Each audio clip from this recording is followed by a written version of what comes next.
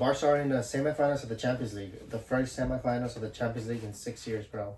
Nice. Which is kind of crazy to say, because I think a team like Barca should be there bro. more. But hey, we're here now. I think about Barcelona, real quick. What kind of ruined Barcelona was Bartomeu and Sandro Rosell, bro. They destroyed Barcelona. Yeah, they had the blueprint. You feel me? And Laporta said it. I remember when Laporta left, presidency, he said that if at that time it was Sandro Rosell who was running against him, right? He said if Sandro Rosell wins presidency, he's gonna bring Barcelona to the ground, and that's exactly what he did, bro. Yeah, and I also think that unfortunately, bro, there was already some red flags in 2019, which is I think that was the most that Valverde could have got out of that squad. Yeah, in my opinion, some players were really showing signs of decline, hitting their peak. But whatever, that's a whole different story. We can talk about Valverde's era and whatnot, in another video. Yeah. But, Inter against, Barca, the first game is going to be at home. Let's talk about the lineups real quick.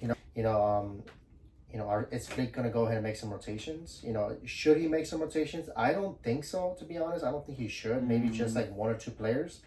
Against Inter, I would go ahead and like you said, you said earlier, I would go ahead and start Araujo. I will play Araujo. I would too. So, Szczesny, of course, goalkeeper in my opinion. I think he should be the goalkeeper for the remainder of the season. Szczesny, Koundé, Araujo. I will put Cubarsí or Inigo Martinez, whoever you want to give rest to, it doesn't matter. Cubarsí. Yeah. And then I will go ahead and then maybe hopefully Balde gets back on, to be fit for that first leg. So you play Balde as left back. In front, do you play De Jong and Pedri together? Yeah, I do. Okay, so De Jong, Pedri, I think so too, even though I think that they're going to have a lot of minutes in their legs. And I'll play them too, hopefully there's no injuries or anything like that. And hopefully they don't play tired. And then as a cam, I'll play Olmo. But I wouldn't be surprised if Flick decides to put Firmino for some reason. I wouldn't be surprised if he decides to play Firmino or Gavi as the cam. And then I will actually put Rafinha, of course, Lamine Yamal. You have to. And then I will start Ferran Torres in this game. It's funny. I would actually start Ferran Torres in this game because I think this is a two-leg game, so I think you still have more wiggle room. I would say, I guess I can say, you still have the next game where you can go ahead and maybe come back if let's say you miss chances and you want to change players. But against Real Madrid, I want to put him against Real Madrid. But yeah, that's my starting lineup. I mean, what do you think? You think you'll keep it the same? I kind of said I would agree with Ferran Torres actually, but you know what? I take that back, bro. That was quick. yeah. You know what, dude? No, I'm gonna go with literally the same thing. Besides starting 9, Ansu Fati, bro. I'll put Ansu Fati on with Inter because the reason why I feel like you're gonna need some more quick 1-2s. That's true, and looking back, because I was looking at the highlights. I don't know if you saw the highlights. I was Inter against Barca on the Xavi. In the group stage. Yeah. No, I didn't rewatch the highlights. Watch those highlights again, bro. It's interesting, But Ansu Fati didn't do bad against Inter in the group stage, So, hey, why not? Like you say, Inter. We all know what Inter are gonna do. The Inter are not gonna go. Inter are not gonna go over there and be like, hey, let's go and all out against Barca. They're gonna. Especially at home, the first leg, bro, they're not gonna go ahead and risk the whole. They're not. So they're gonna sit back and counterattack Barca, like you said.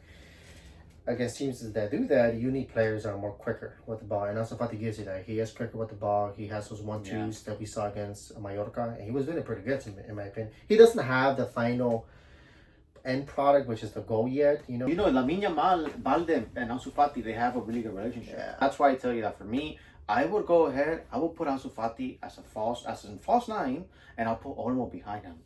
I'll put Olmo because I like how Olmo plays, and I feel like Olmo could do really good. And you know what, bro?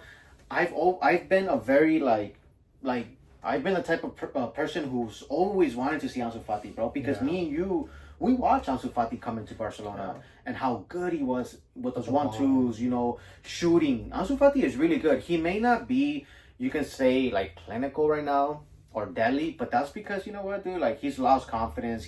But I really like that Mallorca match. Yeah, and I think that's gonna make Flick realize that he needs to give Ansu Fati more time. And I also told you this about 2 weeks ago. I said, or last week, I said that if Flick is coming over here and he's entrusting Fermin with a lot of minutes, and unfortunately Fermin, he's not really taking a full advantage of that when it comes to the final third decision making. I said, in my opinion, I can see Ansu Fati doing better in that position, so give him more minutes. And look, he came against Mallorca. He And did to well. be honest, dude, I was kind of right.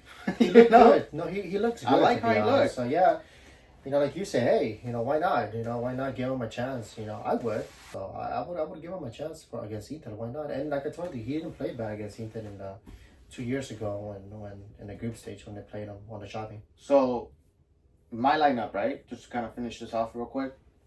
Ansu Fati as a false nine, Olmo behind him, Rafinha, Yamal on the wings, right? Pedri, Pedri De Jong. If Balde comes back, Balde, Kubarsi, Araujo, Kunde, Araujo over Inigo Martinez because I feel that you're gonna need a dog defender against Lautaro and Thuram. That's why I would choose Araujo. Yeah, that's not bad, bro. I think that'd be good. Like, what about score predictions? Who do you think is winning? The first one is at home, Barca's home. So, who do you think is winning this game? I think that in the first leg at home, Barcelona is gonna obviously be very, very concentrated. So I think that in the first leg, if Barcelona, do good against Real Madrid, I see Barcelona winning by 1 or 2 goals. But I also think that the leg is not fully gonna be close. I can see it having to be played at San Siro for it to be close. Me too. I think the but tie, Barcelona, I think my opinion wins the first game. Yeah, I think the tie is gonna be decided in the second leg. So because Barca are home, I'm gonna say Barca win by 1 or 2 goals max 2 goals. But I also wouldn't be surprised if there's a tie. And like I told you, I think the defining leg is gonna be the second leg at the San Siro. That's why I kind of wanted the first leg to be at San Siro because I feel like Barca do struggle at the San Siro. So I think the first leg for me is good at home for Barcelona, bro, because they know that they have to play really good to go to the San Siro, a struggling stadium that they've historically struggled. They struggle there all the time. So, but I agree with you. Now, another question for you: do you think PSG Arsenal? Right? Let's talk about the fact that there's 2 teams in Europe that can win a treble. Yeah. That's PSG and Barcelona. Yeah. PSG already won the league. I think that kind of gives PSG a little more room for breather. More breathing room. But first game is at the Emirates. Yeah. Right? Who do you think wins? I say Arsenal, bro, because I think Arsenal already beat them. And yeah, it's true. PSG have improved a little bit more towards the end of the season. At the beginning of the season, they were kind of shaky, especially in the Champions League. They almost missed out too. Yeah. So I think PSG have improved, but Arsenal already beat them 2-0. So I think that kind of gives them a little bit more confidence.